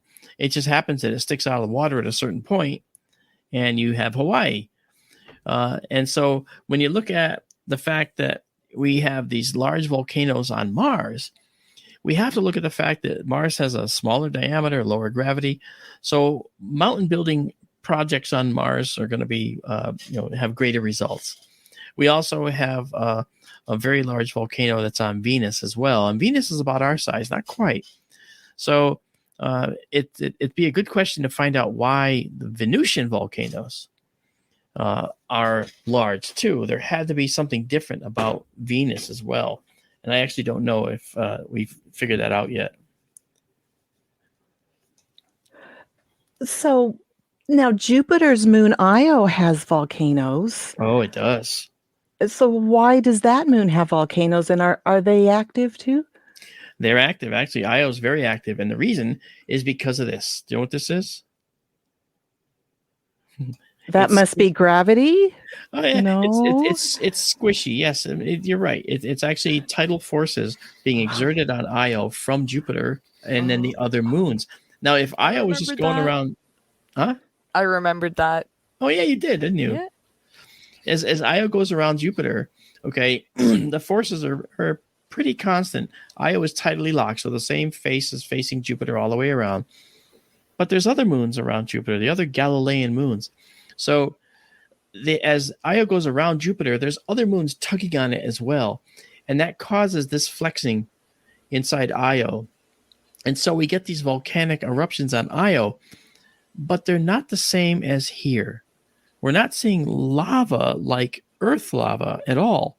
We're seeing that all of Io's volcanoes are generally sulfur volcanoes. There's a very high content of sulfur in Io. So that's what we're seeing. Molten sulfur is blood red. It's Halloween. And it smells good. I have a little kind of side question, if I can Yes. intersect here. And I might be misremembering, but don't the ashes from the volcanoes on Io sift to another moon and land on it, or something like that? Amanda, you've got a great memory. Yes, as Io explodes off the surface, then it creates a torus around it of atoms. Okay, that are from itself. I built a radio telescope actually to listen to that torus. All right, that Io has, because it interacts with Jupiter's magnetic field, and you actually hear noise. And I could actually track when Jupiter was coming through the radio telescope by listening to that noise. And so those atoms will also sift down on the Jupiter's moon Europa. And so we'll find that Europa has this additional layer of basically debris from Io long term, because in the order out from Jupiter, Amanda, you can tell us all, regale us with your memory on this. What is the order of the moons, these 4 first moons, that what they call the Galilean satellites from Jupiter outward? Go for it. You know what? When you said Io, I was like, oh my God, it's been so long, I can't remember the other ones. And then I remembered, I knew Io was the first, and I knew Callisto was the last one out. And I remembered the other 2 went alphabetically, not like A, B, but the second one alphabetically came before the third one. And I could remember that the third one was, oh my God, Ganymede. Yes. The only one I could not place is the one you just mentioned, Europa. So Io, Europa, Ganymede, Callisto. Right. And that's the order out from Jupiter. And by the way, just so folks know, Amanda knew nothing about astronomy before she started with us on Sky Tour live stream, when we only had the Eastern Observatory. An Eastern Observatory has the telescope that's behind me, kind of out of focus, because I'm using a camera that shows it out of focus, but I can actually show that background right there. And now you see that's the telescope for the Eastern Observatory that's going to go back in our new building. It's being refurbished and rehabbed because I got rid of the dome. We outgrew it, and we need more space. That's a good thing, right? So you know how green I was when I started. It's like I always liked it. I like the mythology, I like the astrology, I like the little stories and stuff, but I never really questioned it. I never really looked into it. Honestly, if I'm being 100% honest, when I first met you and you first started telling me about these things and answering my very, very basic questions, I don't even know if it really occurred to me that other planets would even have moons. Like, we have the moon, and it's one of a kind. It's our moon, alone. And then to hear, like, we had, like, what, I don't know, 72 plus now for Jupiter, and finding more every day, and rumors of Earth having a second possible mini moon, and it's like... Listen to her, folks. You hear that? Like, 72 moons around Jupiter. She just rattles us off. She doesn't know what she knows. That's the thing. She doesn't know what she knows. But you don't know how much there is to know until you start asking questions. And yeah, I mean, looking back now, talking about all the different moons of Jupiter and volcanoes here and frozen lakes here and this and that, like, it seems ridiculous that I would not have considered it. But why would I have? I mean, I never followed astronomy, so it's not like I'm seeing news of another new moon's been discovered. Like, that would have blown my mind, and they're stupid questions, they're basic questions, but if I can do it, there's no reason why the chat can't type in any kind of question. I'll try to be the one to ask it on air, so I don't mind, like, looking stupid, because I'm finding out answers from the experts, so I'm ahead of the game. I'm not that dumb. There's no stupid question in this stuff. We have the source. Everybody has to learn from the very beginning, right? There's people that don't know, and so they have to ask the most basic questions. Yeah. What if someone is trying to say teach a class is asked a very basic question? What's the proper response? It depends on the level of the class, of course. But if someone's teaching an introductory astronomy class and someone says, "Are stars hot?" Okay. Is the right response to go, "What are you, an idiot?" Or is the right response to say, "That's a very good question," because not a lot of people actually think how stars work. So they don't know that, in fact, they are very hot, that kind of thing. So that's the approach I've always taken, right? I've always taken the approach that there's no dumb question, because I probably asked all of them too. Way in the beginning, see? I'm going on, like, very, very little sleep here. I can't think of the name of the diagram, but the oh, be a Your fine tongue guy, rustles. kiss me. Yes, thank you. See, Mark knows where I'm going. Like, Yeah. see, when I you had talk it for a long about time. the hotter stars to the cooler stars, when we Yeah. say cooler stars, we don't mean cold by any means. We still mean like, They're awesome. melting Yeah, steel. right. Like We're it's talking just 3,000 Kelvin. We're talking about stars that are still way hotter than lava. yeah. Per se. Okay, that kind of thing. So it's an And example. when you talk about it, the numbers get so ridiculous so fast that like, no, if we feel nervous to start at the basics, we have no hope of understanding this. And the worst thing you could do is, try to build a foundation on a wrong assumption. And I assume this is it, so here's all my other theories. Well, but you started off wrong, and that's what happens, unfortunately. Yeah. When you look at the YouTube crowd, they look at YouTube, they look at a video. I did a conference talk yesterday, and I was in person, and I had this one guy in the audience who said to me that, I am absolutely certain that the Apollo moon landings are fake. I'm 10,000% sure, he said, which I don't know if there could be a 10,000%, because I don't know that that's even possible. Well, right there, you got a question of science. Well, he also, no, but the thing is, he also went on to say that he doesn't believe that the sun can exist the way it does. He's talking about densities, and it's like, it might not, because I'm assuming he's thinking it's a flat Earth, and maybe it doesn't work in that way. I asked him if he believed it was a flat Earth, and he said, no, of course not. Oh. And I was like, good, at least that. But see, he wasn't saying things that I think were stupid or dumb. He was saying things from a position of not understanding science because he didn't believe in science to begin with. And so he wouldn't take the time to learn what science says about things so that he could logically and coherently offer a rebuttal to it. And that happens all the time. And you find people that say that I believe this is what's going on, and they're very convincing, and they say it with some perceived authority that they have not earned. Okay. And they say this stuff, they try to make these claims, but they've never looked at the actual science of what is understood so they could actually then take issue with it in a cogent manner. No one does that. They argue from the point of view of just, I want to believe it, so therefore it's true. Well, it's whoever makes the most convincing argument, they must be the authority. They make more sense. Well, do it yourself. Don't trust anyone. Do it yourself, if you can. I mean, that's how I've lived my life. I live my life by saying, all right, I believe that the science might be correct, but I want to prove it to myself. Mm-hmm. I want to prove it to myself. Right? So someone made a great comment in chat, if I can find it. If you find it, put it up. About it's hard. Amanda's great.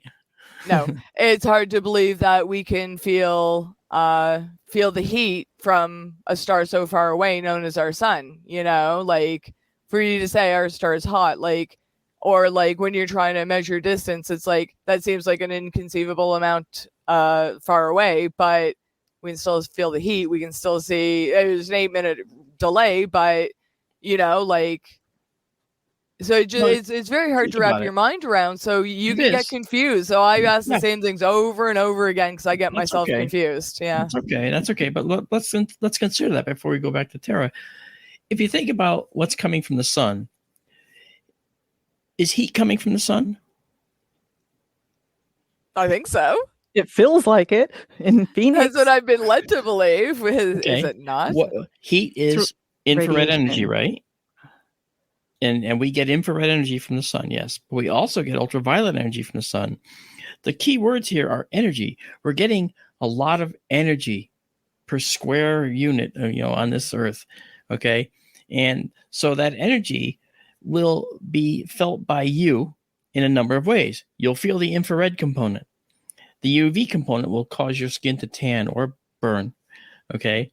And where it strikes the ground, it will be absorbed by the ground and then re-radiated as heat. All right. And that will be, multiple wavelengths. So it's a little bit more complex as you think about it. But the radiation is what we talk about from the sun. It's the radiation coming from the sun that gets perceived in a variety of ways. Some of it is infrared, which you can feel on your face when the infrared radiation strikes you.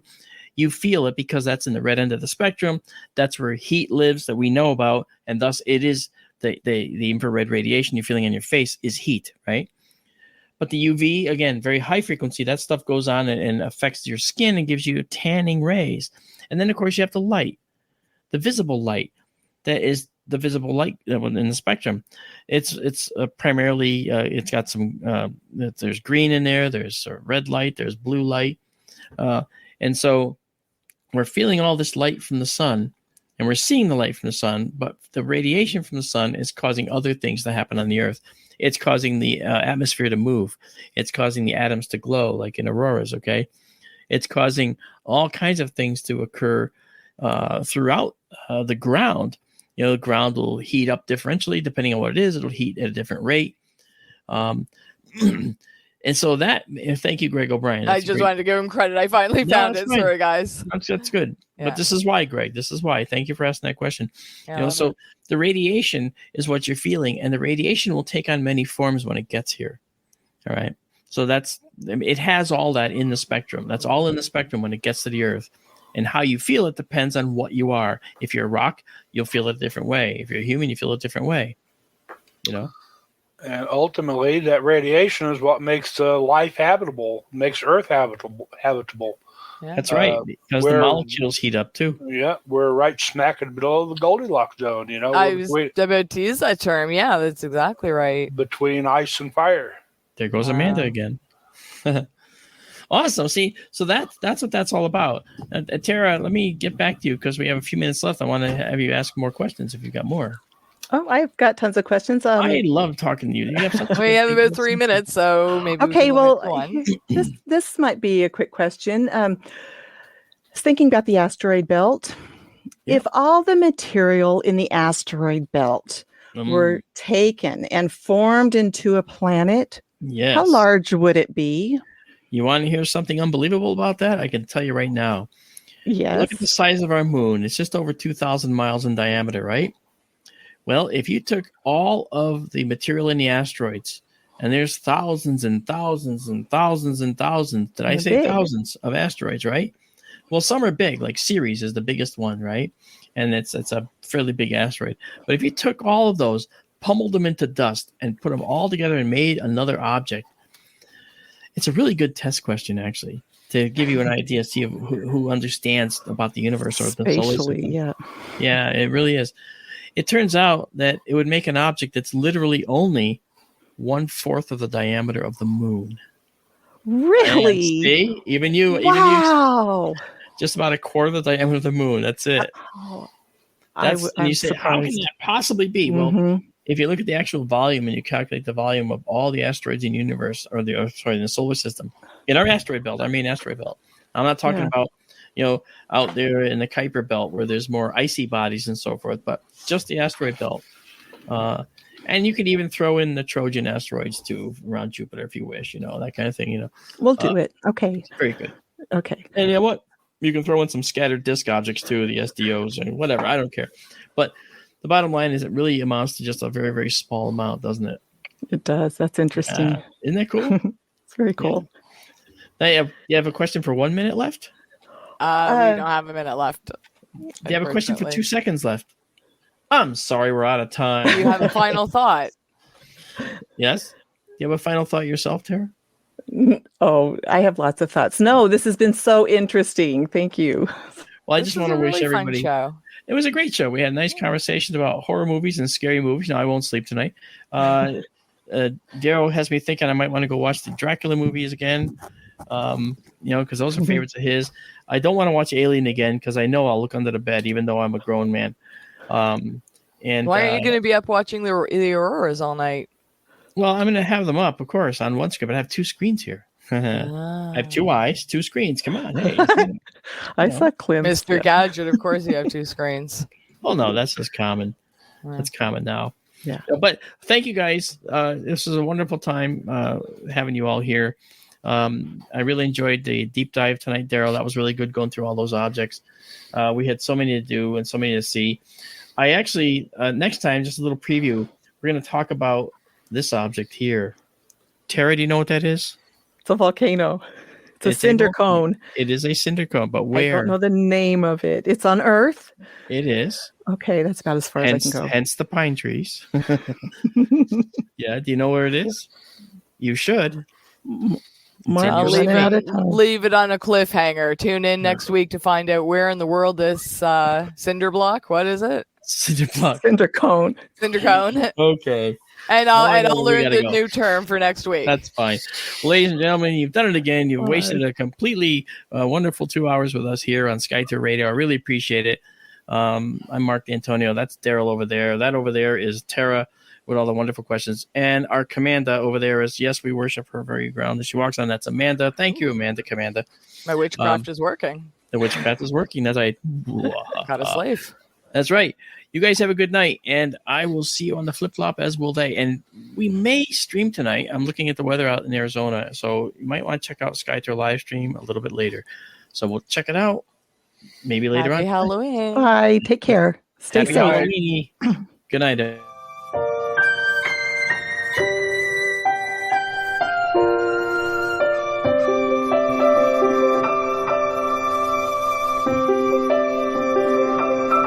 Ooh.